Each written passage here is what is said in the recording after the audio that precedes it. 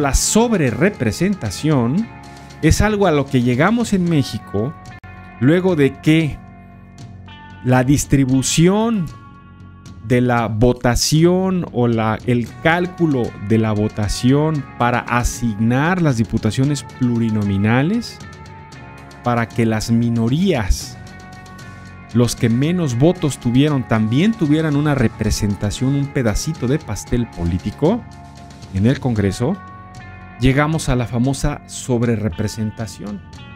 ¿Y cuándo se da la sobrerepresentación? Mire, la sobrerepresentación se da cuando un partido político tiene mayor proporción de espacios en el Senado y en la Cámara de Diputados que el porcentaje total de votos que obtuvo en una elección. Difícil de entender así rápido, pero esencialmente tiene más posiciones asignadas que los votos, que el promedio de votos que tuvo realmente en las urnas. Entonces, como hubo sobrerepresentación, tuvieron a bien los legisladores, a exigencia de la oposición, ponerle límites a la sobrerepresentación, y entonces se le puso un límite en la ley. ¿En dónde? En la Constitución. ¿En dónde quedó expresado? En el artículo 54 de la Constitución. ¿Qué dice el artículo 54 de la Constitución? Dice: hay dos condiciones para limitar la sobrerepresentación. Ningún partido político puede tener más de 300 diputaciones por ambos principios. Ningún partido político puede tener más de 300 diputados por elección directa y plurinominales. Vamos a suponer que el partido X obtuvo 290 votos, 290 diputados electos de manera directa en las urnas, y pretendieran que se les diera además 20 plurinominales. Pues se pasaría, ¿no? Tendrían 310 diputados. La ley dice no, solamente puedes tener hasta 300, no más de 300. Bien, esa es la primera condición, el primer límite. Ahora, tampoco un partido político puede contar con una proporción de la Cámara de Diputados mayor a 8 puntos porcentuales respecto de la votación nacional emitida. Y aquí viene otro asunto, otro criterio en el que hay que establecer cuál es la votación nacional emitida, que es aquella a la que se le restan los votos nulos, los votos que no se reconocieron, etcétera, y se tiene el dato final. Ese es la votación nacional emitida para un partido político. Ahora, después de las elecciones, de cualquier elección, hay dos posiciones: la de los ganadores y la de los perdedores. Bien, en México, el pasado 2 de junio, los resultados electorales dieron como ganador a la coalición que fue la unión que hicieron los partidos Morena, PT, Partido Verde. Y los perdedores fueron la coalición, la unión que hicieron el PRI, el PAN y el PRD. Pero el PRI, el PAN y el PRD tuvieron también votos y por tanto tienen un porcentaje de votación nacional, pero la discusión comienza tanto para la coalición de Morena como la coalición del PRI, PAN y el PRD, a quién y cómo se van a contar los votos, si por coalición o por partido. Ahí está el atorón. Y entonces, pues, los ganadores, el presidente, Morena, dicen: a ver, no se hagan bolas, es muy claro, la Constitución dice que es por partido.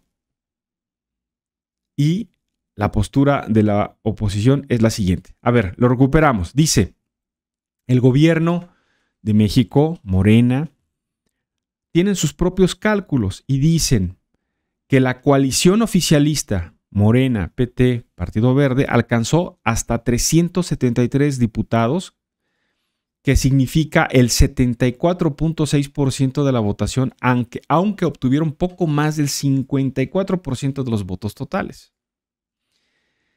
Y la oposición y algunas voces que apoyan a la oposición dicen que esta interpretación es incorrecta. que lo justo sería que se le dieran menos diputaciones a Morena, al PT y al Partido Verde. Morena defiende y dice que la asignación de diputados de representación proporcional debe apegarse a lo que dice la Constitución. Ya le dije a usted lo que dice la Constitución. Morena hace sus cálculos y dice, nosotros nos vamos a tener 248 diputados, o sea, el 49.6% de la Cámara, mientras que obtuvo el 43.54% de la votación nacional emitida. Es decir, su sobrerepresentación sería de 6 puntos porcentuales. O sea, sí hay una sobrerepresentación, pero ¿cuál es el límite? 8%, está por debajo del 8%, está en 6%. El Partido Verde va a tener 75 diputados. Son cálculos, son estimaciones. Falta que resuelva el INE. 75 diputados, 15% de la Cámara representan los diputados del Partido Verde. Tuvieron 8.95% de la votación nacional. Su representación, por tanto, su sobrerepresentación es de 6 puntos, por debajo del límite de los 8.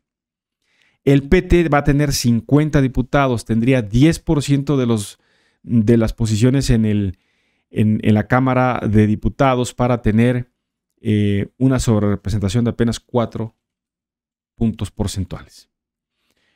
Entonces, los tres partidos políticos se mantendrían por debajo del límite constitucional, aunque en su conjunto, que es lo que reclama la oposición, si se suman, pues van a tener 16 puntos porcentuales de lo que dice la Constitución.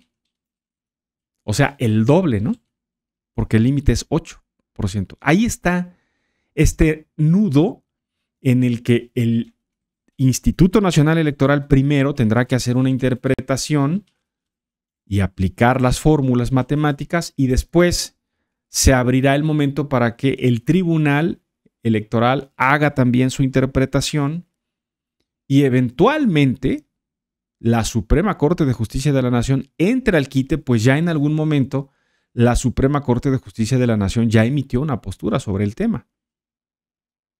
Así pues, el Instituto Nacional Electoral ya ha dicho, su consejera presidenta, a ver, el INE no da y quita diputaciones, el INE aplica lo que dice la Constitución.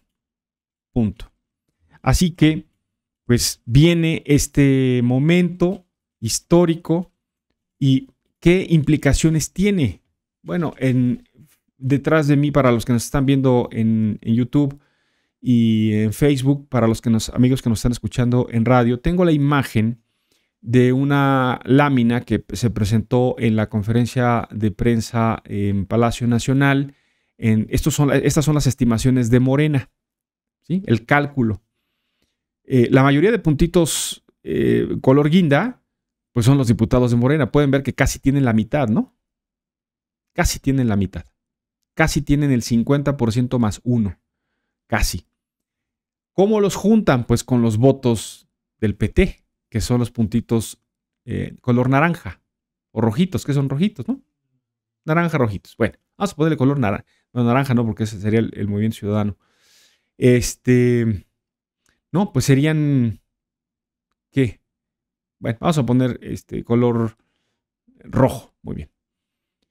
Y además, aquí viene la otra clave, pues con los votos del PT, con los diputados del PT, logran la mayoría calificada. Las 2/3 partes. La oposición lo que trata de pelear es que, sobre todo, esta segunda franja de las 2/3 partes no la tengan ni siquiera con los votos de Morena, PT y Partido Verde. Esa es la meta del PRI, PAN y PRD. Que no lo tengan. ¿Por qué? ¿Por qué no quieren o por qué? Pues porque efectivamente con la mayoría calificada, Morena y sus aliados PT y Partido Verde pueden modificar lo que quieran. La Constitución, pueden modificar el Poder Judicial, pueden modificar la Constitución, pueden lo que quieran modificar.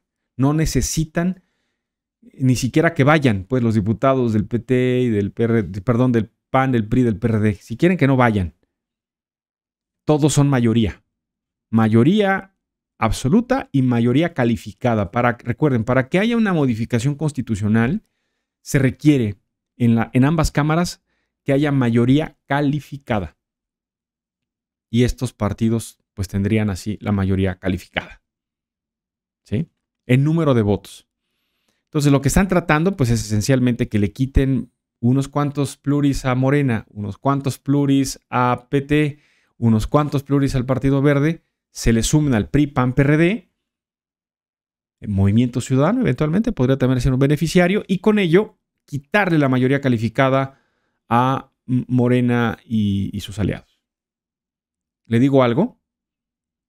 Por supuesto que tiene que discutirse, se tiene que sentar un precedente legal, eso es un hecho, va a tener que suceder. Pero le digo algo, es más fácil, aun cuando le hicieran falta a Morena, a PT, al Partido Verde, es más fácil que se pasen algún diputado del PRI, varios, o de Morena, del PAN, varios, o del PRD, bueno, del PRD nada más queda uno, creo que uno nada más tiene.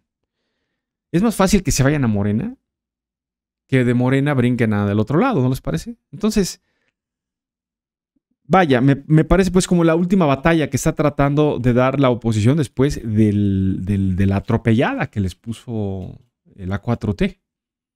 La atropellada electoral, ¿no? Los aplastó, los planchó. Y ahora pues este es como el último reducto, digamos, para tratar de impulsar lo que se llama equilibrar los poderes, ¿no? Que se equilibren los poderes en la Cámara de Diputados y en la Cámara de Senadores. Bueno, esto que le acabo de explicar, espero que haya más o menos entendido por dónde va el tema. Tiene estas implicaciones legislativas. Mi interpretación, veo muy difícil que pueda haber pues algún cambio. En ese sentido, pues cuando el PRI era gobierno o cuando el PAN era gobierno, y venía esta discusión, pues decían lo que dice la Constitución, y Morena, que era minoría, o el PRD, que era minoría, pues a gritos, ¿no? Decían, no, pues es que hay que revisarlo. Y decían, no, hombre, así dice la Constitución, así se queda. Y ahora que están del otro lado, pues están gritando lo mismo, y Morena ya les dijo, así se queda. Claro, no le corresponde ni a Morena, ni al gobierno, ni a los partidos. Le corresponde al INE, y le corresponde al Tribunal Electoral, y eventualmente a la Suprema Corte de Justicia de la Nación, valorar el tema.